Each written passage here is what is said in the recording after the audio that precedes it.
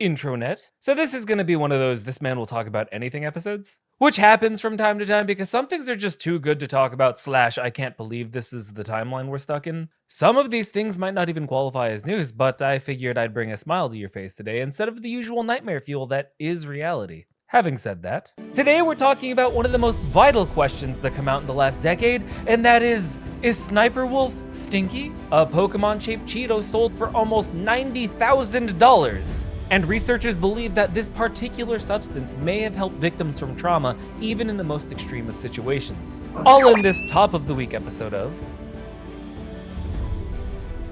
Now make sure you smash that subscribe button so you're always in the loop. Thing is, and I've said this before, you probably won't, because you're a bitch. YouTuber SSSniperwolf has responded to claims made by fellow creator Nerd City, who alleged in a recent video that she intentionally avoids bathing. This latest saga in Sniperwolf lore feels like YouTube's version of a playground roast. And honestly, it's kind of hilarious. Nerd City's video, while absolutely over the top, taps into that bizarre internet tradition where someone takes a joke way too seriously and runs with it. Spending 55 minutes analyzing someone's shower habits feels like the digital equivalent of writing a PhD thesis on why your sibling smells bad. Excessive, yes, but strangely entertaining.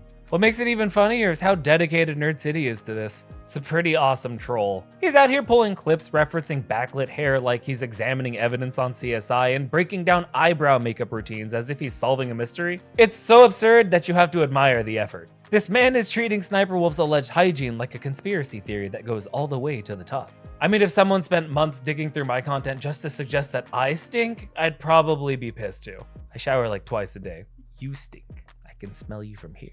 Now, Miss Wolf has decided to skip the proof I shower video, which is definitely the right move here. I mean, if she put it up in the right places, she'd make a fuck ton of money. But let's face it, no one really wins in a hygiene battle. The minute you start pulling out shampoo like evidence in a courtroom, you've already lost. Stinky bitch. Now I'm gonna go out on a limb here and say that no one actually thinks she's out here marinating in her own funk. Is not showering. Are any of you guys into that? It's just classic internet chaos, one creator stirring the pot, another clapping back, and the audience grabbing popcorn to watch it unfold. Whether you're siding with Nerd City or Sniperwolf, you have to admit, dedicating almost an hour to investigating someone's shower schedule is one of the most ridiculous and weirdly entertaining things to hit YouTube in a while. A Flamin Hot Cheeto resembling the Pokemon Charizard was recently auctioned for an impressive $87,840. The Cheeto was discovered and preserved by sports memorabilia company First and Goal Collectibles sometime between 2018 and 2022, before images of the snack went viral in 2024.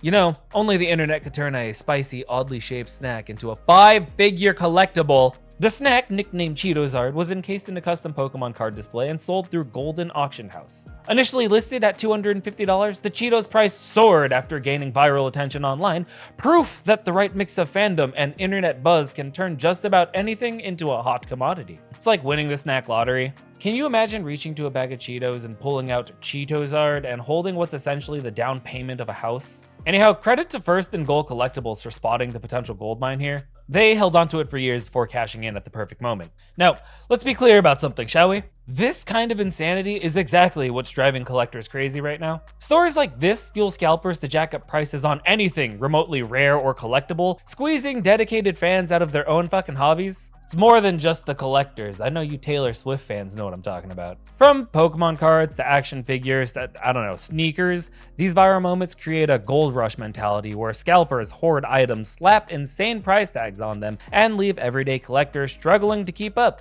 because I gotta get my hustle on. Instead of appreciating collectibles for their meanings or memories, it's turning into a race to exploit trends for profit. When a single Cheeto can sell for nearly $90K, it's no wonder some folks are willing to clear out the shelves just to gamble on the next viral sensation. Somewhere out there, there's a bag of Flamin Hot Cheetos just waiting to create the next viral sensation. Start inspecting your chips, folks. Researchers studying survivors of the tragic Nova Music Festival have found early evidence suggesting that MDMA may have offered some psychological protection against trauma. The study, conducted by Haifa University neuroscientists, indicates that those under the influence during the attack reported better mental well-being in the following months compared to those who weren't. Researchers believe the influence on oxytocin and social bonding may have played a role in reducing distress. The idea that MDMA might have helped the Nova Festival survivors cope with trauma is fascinating and adds to the growing body of research exploring its therapeutic potential. MDMA has already been trialed in controlled clinical settings for PTSD treatment, but this study offers a unique look of how the substance effects played out in a chaotic real-world crisis. The suggestion that MDMA fostered feelings of bonding and openness, even under extreme duress, aligns with how the drug is known to promote empathy and emotional connection. What's particularly striking about this is the study's implication for therapy models. The shift towards longer sessions, sometimes lasting up to 8 hours with multiple therapists, is a departure from the traditional mental health treatment approach. It's meant to reflect how MDMA creates a heightened sense of emotional state that requires more time and care to navigate. It means it takes some time to kick in. Not that I would know, of course. Who does that?